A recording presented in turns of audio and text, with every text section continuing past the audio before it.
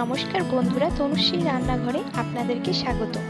আজ আমি কচু চিংড়ি দিয়ে একটা মজাদার বড়ার রেসিপি করতে চলেছি। চলুন দেখে নেওয়া যাক রেসিপিটা। এখানে একটা বাটিতে পরিষ্কার করে ছোট চিংড়িগুলো নিয়ে নিয়েছি, আর এই মসুর ডালটা 3 ঘন্টা ভিজিয়ে রেখেছি। এই দুইটাকে সুন্দরভাবে পেস্ট করে নিতে হবে। মনে রাখতে হবে খুব মিহি করলে চলবে না। দেখুন, এখানে চিংড়ি পেস্ট করে নিয়েছি আর এখানে মসুর ডালটা। আর এখানে আমি দুইটা ছোট ছোট পেঁয়াজ নিয়েছি, দুইটা লঙ্কা নিয়েছি। এগুলোকে আমি একেবারে ছোট ছোট টুকরো করে মিহি করে কেটে নেব।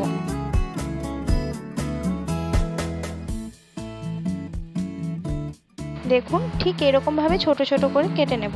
আপনারা ছুরির সাহায্যেও কেটে নিতে পারেন। বড়ার জন্য মেখে নেব। প্রথমেই দিয়ে দিলাম মসুরের পেস্টটা আর চিংড়ির পেস্টটা। এখন দিয়ে দেবো কুচনো পেঁয়াজ আর লঙ্কাটা। এখন দিয়ে দেবো লাল লঙ্কার গুঁড়ো, স্বাদ মতো লবণ আর পরিমাণ মতো হলুদ দিয়ে দেব। এর উপর থেকে 2 চামচ মতো সর্ষের তেল দিয়ে দেব।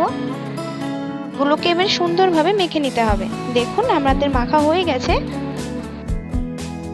এবারে একটা প্যানে তেল গরম করে বড়ার আকারে করে ভেজে নেব।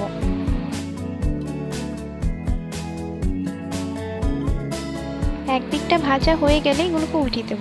দেখুন কত সুন্দর লাল হয়ে গেছে এক পিঠটা, আর এক পিঠটা ভেজে নেব ভালো করে।